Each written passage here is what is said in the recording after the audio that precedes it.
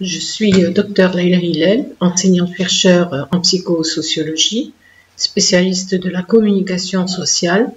Je suis aussi professeure de yoga et j'accompagne depuis de nombreuses années des personnes en quête d'un développement personnel et d'un mieux-être. Alors, avec plaisir aujourd'hui, donc j'aborderai avec vous c'est quoi la communication. Alors, quand on parle de communication, on fait souvent référence à une prise de parole pour signifier quelque chose à au moins une personne. Est-ce informer, partager?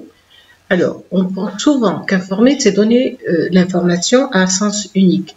Et même quand c'est le cas, parfois, il faut prévoir un feedback, c'est-à-dire que j'ai besoin de savoir cette information que j'ai voulu transmettre, dans quel état elle est arrivée au récepteur et quel a été son niveau de déformation. Donc tout système de communication correspond au transfert d'un message matériel ou matérialisable entre un émetteur et un récepteur à travers un canal. Dans tous les ouvrages, l'émetteur est noté avec un grand E et le récepteur avec un grand R, donc si vous voulez chercher de la documentation sur ce sujet. Alors, qu'est-ce qui est important? Ce que je dis ou ce qui est compris par le récepteur. Alors, dans le schéma de Shannon, on ne voit pas la rétroaction ou bien dans ce schéma-là, on ne se préoccupe pas de la rétroaction. L'information va dans un sens unique. Alors, donc je répète ma question. Donc, qu'est-ce qui est important? Est-ce que c'est ce que je dis ou est-ce que ce qui est compris par le récepteur? Alors, l'idéal serait que le message émis soit le même que le message reçu. Malheureusement, c'est très rarement le cas. Pourquoi? Les raisons sont très diverses. D'abord, on peut par exemple être dans un problème de maîtrise de la langue. On ne maîtrise pas toujours le vocabulaire que l'autre va entendre. On peut être dans une situation de perte de patience ou d'énervement. Par exemple, si je m'énerve, ça va altérer peut-être ma pensée ou ça va altérer la pensée du récepteur et ça va peut-être me faire dire des mots que je ne voulais pas obligatoirement dire. Quant au récepteur, s'il s'énerve, peut-être que ça va bloquer son écoute. On peut avoir un problème d'expression orale, par exemple un bégaiement, un manque de fluidité.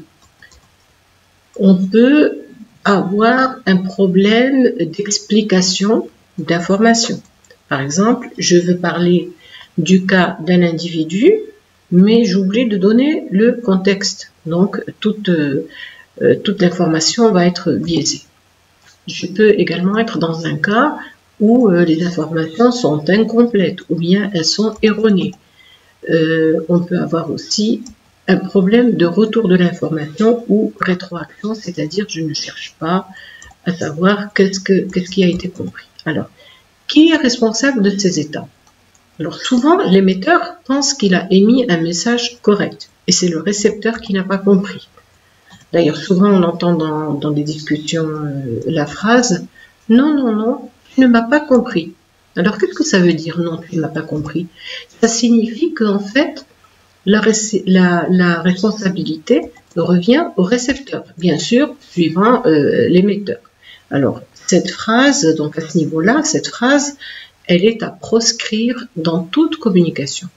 On ne cherche pas un responsable, mais on cherche à communiquer le mieux possible pour être dans une communication assez fluide, qu'il y ait des allers-retours de manière assez pas difficile. Alors, cette fameuse phrase « Non, non, non, tu n'as pas compris », alors par quoi on peut la remplacer si on veut la bannir de notre communication? On peut dire par exemple ce n'est pas ce que j'ai voulu dire. Donc là, l'émetteur, déjà, il avoue qu'il y a quelque chose dont il a la responsabilité. Ou bien je peux dire, attendez, je vais reformuler mon message. En fait, prendre conscience de cela permet de continuer à communiquer, à partager, à vivre, puisque nous sommes des êtres sociaux. D'ailleurs, le romancier canadien Hubert Aquin a dit « Donc tout désir, même celui de parler, est un désir de vivre ». D'autre part, Bernard Werber, le célèbre auteur des Fourmis, a écrit dans son livre « Nous les dieux », alors il a dit la chose suivante « Entre ce que je pense, ce que je veux dire, ce que je crois, ce que je dis, ce que vous voulez entendre, ce que vous entendez, ce que vous croyez comprendre, ce que vous voulez comprendre et ce que vous comprenez, il y a au moins 10 possibilités de ne pas se comprendre. Mais essayons quand même. Alors essayons.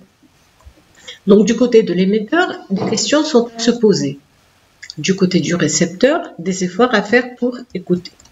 Pour les deux, donc émetteur et récepteur, il faut réfléchir sur ses propres préjugés et d'autres éléments que je présenterai dans une autre vidéo intitulée « Les obstacles à la communication ». Donc je me centre sur l'émetteur, car c'est lui qui initie la communication lorsqu'il prend la parole. Alors bien sûr, après, donc, on va donner la parole à ce fameux récepteur qui a pris la parole, mais dès qu'il prend la parole, il n'est plus récepteur, il devient émetteur. Donc nous allons toujours nous centrer sur l'émetteur. Alors, quelles sont les questions que doit se poser cet émetteur avant de prendre la parole?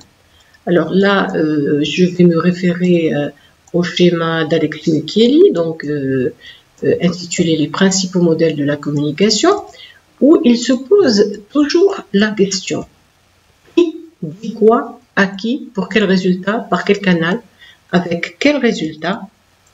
Alors, quel codage, quel parasitage, quelle distorsion? Donc je reviens sur ces différents mots. Qui? Ben, qui, c'est l'émetteur. Dit quoi?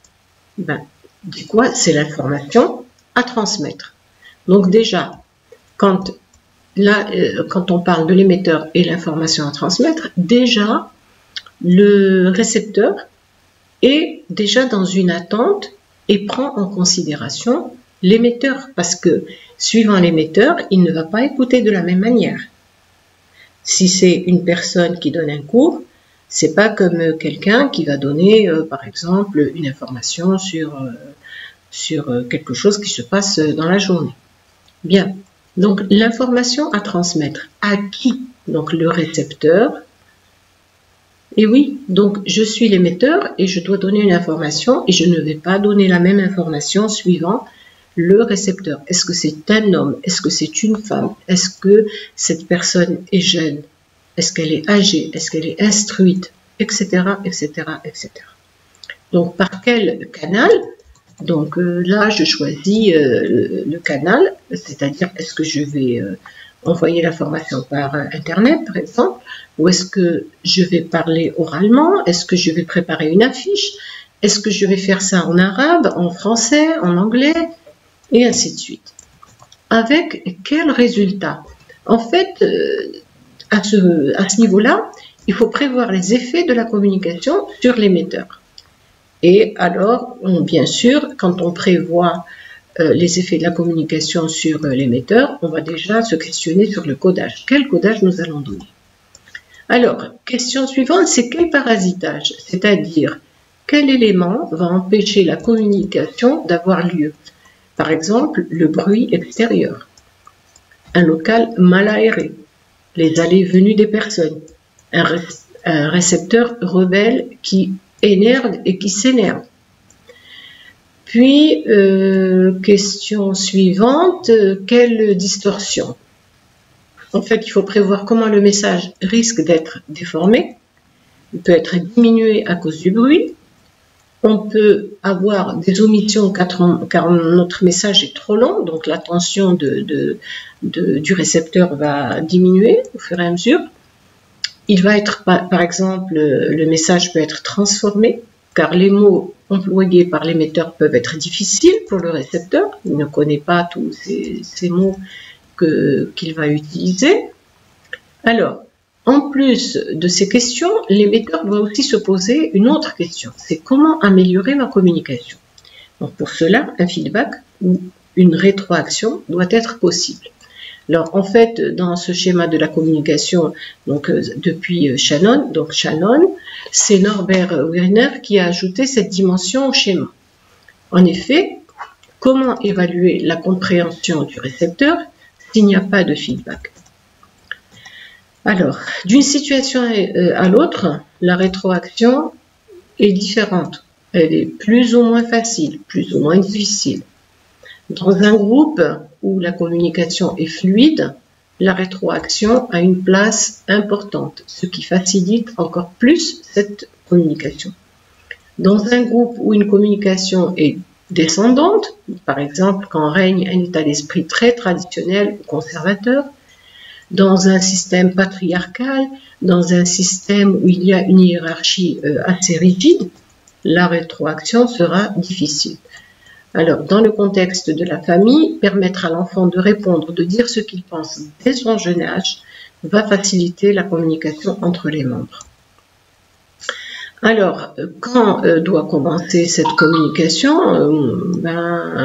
Pour les enfants, je dirais à la naissance et même avant, entre les membres d'un groupe le plus tôt possible. Et même si la communication est mauvaise, un des membres qui prend conscience de cette mauvaise qualité de communication peut décider de l'améliorer sans faire du forcing sur les autres. Alors la qualité s'améliore progressivement. Alors je vous souhaite d'aller dans ce sens et j'attends vos commentaires et à bientôt sur une prochaine vidéo.